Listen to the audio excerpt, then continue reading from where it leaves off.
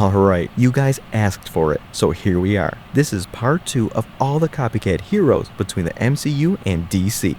I noticed you guys had a lot of recommendations. The other day I was watching The Flash, and bro, the multiverse for the Flash is pretty much the same thing as Spider-Man. I feel like they kind of ripped that off. I don't know how the comics really work, but About who to include, and that feedback has gone into this list. Honestly, there's enough similarity between Marvel and DC for 10 parts, but let's get into some more famous heroes who just might be total ripoffs. Batman and Iron Man. Bruce Wayne first I feel like Batman and Iron Man are not the same hero. I'm gonna be honest. appeared in Detective Comics number 27, 1939. The first time we saw Batman on screen, the 1943 15-chapter theatrical film, Batman starring Louis Gilbert Wilson. And Tony Stark hit the scene in Tales of Suspense number 48, 1959. He made it to the movies with 2008's Iron Man, which you guys are all too familiar with. That movie is absolutely amazing, by the way. I love all that. On paper, they're the same archetype, incredibly wealthy, non-powered geniuses who use their endless bank accounts to build cutting-edge arsenals and fund their universe's main superhero teams. Plus, they're both playboys too, though I gotta hand it to Tony in that department. You ever lose an hour of sleep your whole life? Be prepared to lose a few with you. But I feel like, I ain't gonna hold you, bro. Iron Man is so much more intelligent than Batman.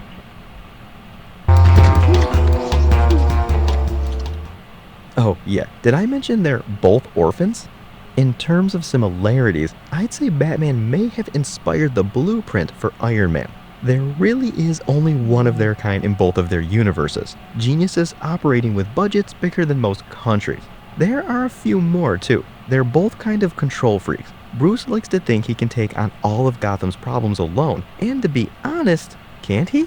Plus, that guy has a plan for everything, a lot like how Tony has an invention for everything, but it's rooted in the same place. They both believe they can prepare for any situation thanks to their unique and extreme talents, which honestly, on many occasions, they both have. Batman has a contingency plan for almost every Justice League member, Superman included. Alfred, get the Batwing ready. The Justice League is under attack. By whom? By me!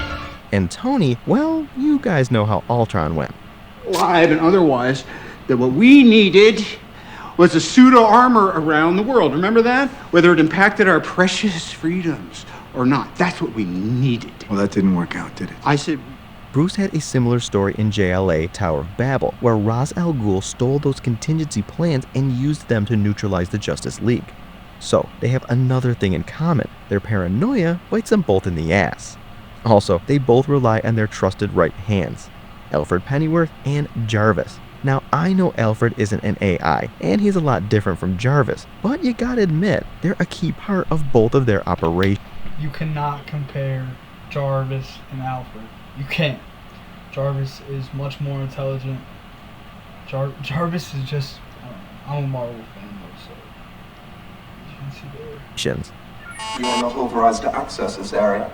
Jesus. That's Jarvis. He runs the house. The similarities are surface level though, because the deeper you go, the more you find out these two couldn't be more fundamentally different. You see, Tony's driven by ego. He adores the spotlight, and he wants the world to know he's Iron Man. Truth is, I am Iron Man.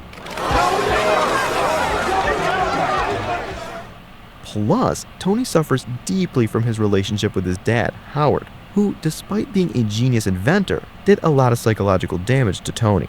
Years and years of drunken abuse at the hands of Howard turned Tony into a raging alcoholic too. To Tony, Iron Man is the mask, but to Batman, Bruce Wayne is the disguise. There's a reason his villains never want his identity revealed. It's because if Batman officially had no more reason to be Bruce Wayne, then it wouldn't be a crusade on crime anymore. It would be a one-night massacre. Tony's biggest superpower is his brain, but Batman's is his determination and will. And no, for both of them, it's not the money. Otherwise, Tony would just be another Justin Hammer. Bruce's decades spent tempering his body, will, and mind are what make him so lethal. Tony's prodigal genius is what makes him a threat, even locked up in a cave with nothing but a box of scraps. Also, one of the biggest differences, and I know this might sound rough, at least Bruce's dad loves him, and he loves his dad back. Can't say the same about Tony and Howard if we're talking comics strictly. They have a much tighter relationship in the MCU. Also, even the way they use their tech is different. Batman's almost entirely about stealth and getting the job done as efficiently as possible. Tony, he's all about the spectacle. I mean, the guy can literally fire a laser beam from his chest. Batman can definitely work a suit of armor like Tony's though, and he has before.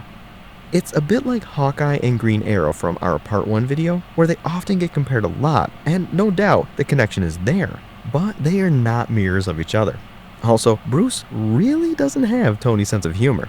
Did you seriously just say hitherto undreamt of? Are you seriously leaning on the cauldron of the cosmos? Is that what that is? Zatanna and Scarlet Witch. This one's a bit more on the nose, since ironically they both were introduced in 1964.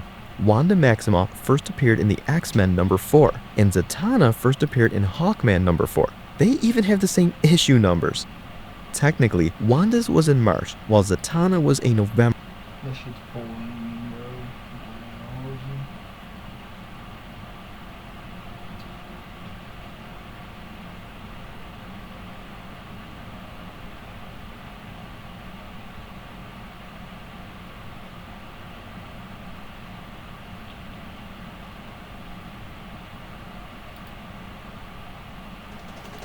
In the aftermath of World War I, a new hero emerged.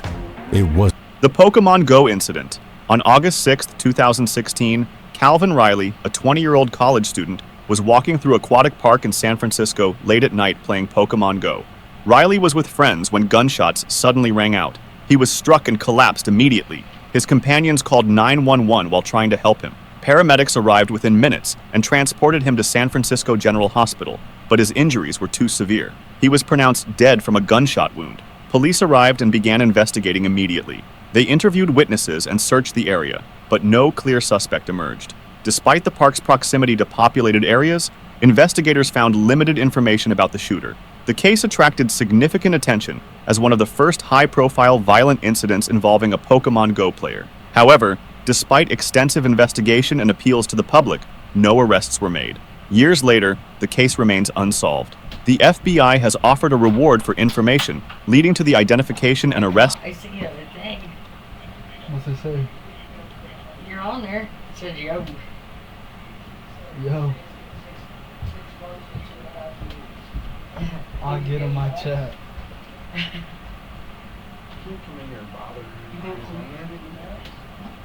I love you. I gotta go get some sleep meds.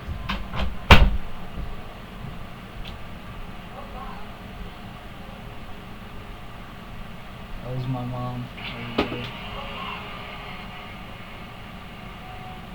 Of the person responsible. Riley's family continues to seek justice, speaking publicly about their loss and emphasizing that Calvin was simply enjoying a game and posed no threat. The PUBG train incident. In Mathura, Uttar Pradesh, India, in November 2021, two teenage boys were walking along railway tracks while playing PUBG Mobile on their phones. The tracks ran through a residential area where locals sometimes use them as shortcuts. Both teenagers were deeply engrossed in their game, staring at their phone screens as they navigated through a match. They walked slowly along the tracks, their attention completely focused on the mobile game. A goods train was approaching from Bro, that's the problem, bro. Hold on. Behind them. The train's engineer saw the boys ahead and immediately sounded the horn multiple times, trying to get their attention. He also applied the emergency brakes, but the stopping distance for a train is substantial. The boy... Bro, how can you be so locked in on a game that you quite literally don't hear a train honk behind you? Like, I don't understand how that's even, like, bro, look up. Focused entirely on their phones, didn't hear the warning. And PUBG's not even that fire. Either, I don't really like battle royale games. Or noticed the approaching train. Other people in the area saw what was happening and tried to shout warnings, but it was too late. The train struck both teenagers before they could move to safety. Both boys were killed instantly from the impact. Police arrived at the scene and investigated the accident. They confirmed that both boys had been playing PUBG Mobile at the time of the collision, according to local news reports. Officers recovered a phone with PUBG still running. Local authorities used the incident to launch awareness campaigns about the dangers of mobile gaming in hazardous areas, particularly near railway tracks. Oh yeah, these two boys were walking down railroad tracks and didn't look up from their phone. Like, what awareness is that bringing? Just don't look up, bro. Like, look up. We live in a world where even a moment of distraction can cost lives. I found this out the hard way when I searched my own name and email on the internet. Page after page of data brokers, all just sitting there for anyone to access, making billions in the process. Complicated that most people just give up. And taken down from these sites, I actually feel protected for them. It alerts you if your includes the Advance Wars incident. On September 19, 2008, in Nottingham, England, 21-year-old David Heiss traveled from Germany to find Matthew Pike, a 20-year-old video game music composer. The two had met through an Advance Wars fan site. However, Heiss's interest wasn't in Matthew. He had become obsessed with Matthew's girlfriend, whom he had also met through online gaming Bro, what a fucking op, bro. Communities. Heiss arrived at Matthew and his girlfriend's flat that afternoon. When he found the door, he forced his way inside. What? Matthew was home alone. Without warning, Heiss attacked him with a knife he had brought from Germany. The assault was brutal. Ain't no female ever worth that, bro. Hell no. Heiss stabbed Matthew 86 times in a furious 86 attack. Matthew had no chance to defend himself. When the attack ended, Heiss fled the scene. Matthew's girlfriend returned home later that day and discovered him. She immediately called police and paramedics, but Matthew had been dead for hours. He ain't even get the Investigators bitch, yo. quickly determined this was a targeted killing. Heiss left the UK and was arrested in Germany weeks later. During his trial, Heiss was convicted of murder and sentenced to life imprisonment with a minimum of 18 years before parole eligibility. The Call of Duty incident. On October 13th... So he literally did that. I don't know what. He must have been expecting to get the girl or something, but now he sits the rest of his life in prison. So he did all that for absolutely nothing. 2008, 15-year-old Brandon Crisp of Barrie, Ontario, argued with his parents over Call of Duty 4, Modern Warfare. His parents, concerned about his gaming time, had taken away his Xbox 360. Brandon was furious. That evening, after his parents went to bed, Brandon grabbed his bike and rode away. His parents discovered he was missing the next morning and reported him to police. Investigators launched a massive search, distributing flyers and organizing volunteer search parties. Weeks passed with no trace. Police interviewed friends, checked online gaming records, and followed hundreds of tips. His parents appeared on television, pleading for him to come home. The case attracted national attention. On November 5, 2008, nearly 3 weeks after Brandon disappeared, hunters discovered his body in a wooded area near Shanty Bay, Ontario, about 5 miles from home. He was lying near the base of a tree with his bicycle nearby. The medical examiner conducted an autopsy. The findings showed Brandon had died from chest injuries, consistent with a fall from a tree. Investigators concluded he had likely climbed the tree and fell, suffering fatal trauma. There were no signs of foul play. Brandon had died from the accidental fall. His parents later established a foundation to raise awareness about gaming addiction and family communication. Bro wanted to play COD so bad he ran away, went to go hide in a tree, and fell and fucking died. Like, bro, COD's not even... Oh, well, back in the day, COD was probably worth it. I ain't gonna hold you. The PUBG Marathon incident.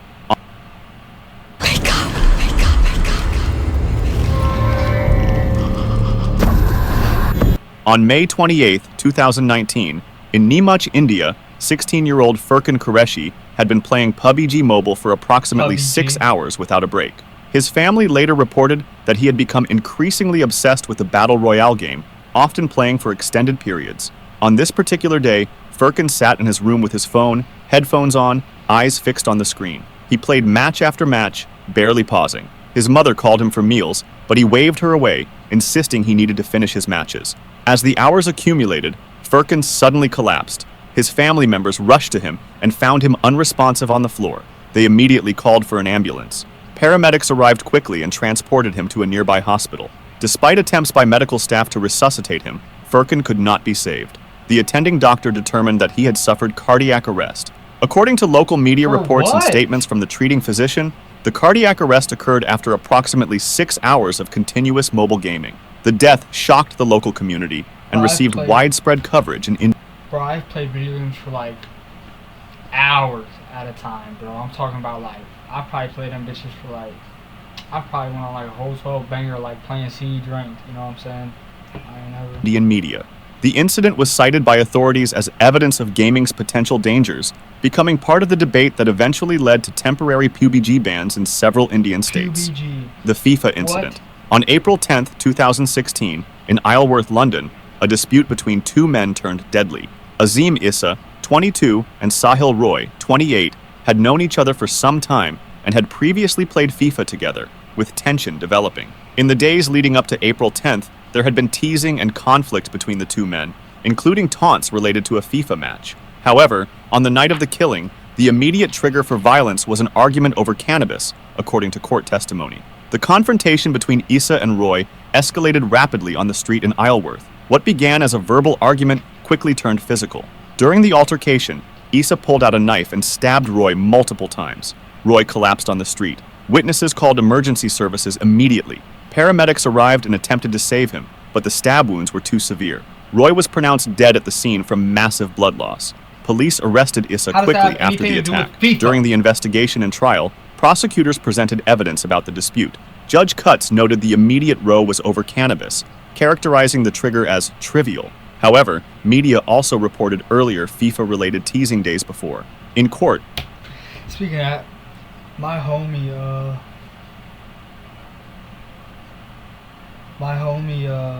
back 2 years ago-ish, passed away because he went to rob someone off a couple grams of weed. Got stabbed to death. Long live Blake, bro. Issa was convicted of murder. The judge sentenced him to life imprisonment with a minimum term of 20 years before eligibility for parole. The GTA 3 incident. On June 25, 2003, near Interstate 40 in Newport, Tennessee, two stepbrothers, William Buckner, 16, and Joshua Buckner, 14, took their family's .22 caliber rifles to a wooded area near the highway. They had spent the previous evening playing Grand Theft Auto 3, a game where players can commit crimes, including shooting at vehicles. The boys positioned themselves in the wooded area and began shooting at passing vehicles on the interstate. Over approximately 30 minutes, they fired dozens of rounds at cars and trucks traveling at highway speeds. Bullets shattered windshields and struck vehicle bodies. One bullet struck 45-year-old Aaron Hamill in the head as he drove with his family. His car swerved off the road and crashed. Another victim, Kimberly Bede, was seriously injured by gunfire. Emergency services responded to multiple calls. Police tracked down the shooters and arrested both boys. During questioning, William and Joshua told investigators they had been inspired by Grand Theft Auto 3 and wanted to see what shooting at cars was like in real life. Aaron Hamill died from his injuries, while other victims survived. The case attracted national attention due to the boys' ages and their stated motivation. Handled in juvenile court, they pled and received indeterminate state custody, meaning they would remain in state facilities until authorities determined they were no longer a threat. The Call of Duty mobile incident. On February 22, 2021, in Sao Paulo, Brazil, professional Call of Duty mobile player Ingrid Sol Oliveira Bueno da Silva was at home when someone arrived at her door. Ingrid, who was 19 years old, competed professionally in the mobile esports scene. Standing outside was Guilherme Alves Costa, another Call of Duty mobile player connected to the competitive gaming community. What happened next shocked Brazil's esports world. Costa attacked Ingrid with a knife, stabbing her multiple times. The assault was brutal and sustained. Ingrid's family members or neighbors heard the commotion and called police, but by the time help arrived, Ingrid had suffered fatal wounds. Paramedics attempted to save her, but the injuries were too severe. She was pronounced dead at the scene from multiple stab wounds. Police immediately launched an investigation. Costa was arrested shortly after the killing. During police questioning, he confessed to murdering Ingrid. The investigation revealed tensions within the competitive gaming scene. Over a mobile game, this woman got stabbed! Though the exact motive remained unclear. The Brazilian esports community was devastated by Ingrid's death. Fellow players, teams, and organizations held online vigils and memorials. Her team retired her gamertag Sol permanently. In August 2020, bro got stabbed over a game and all they got was a retirement of the username on the...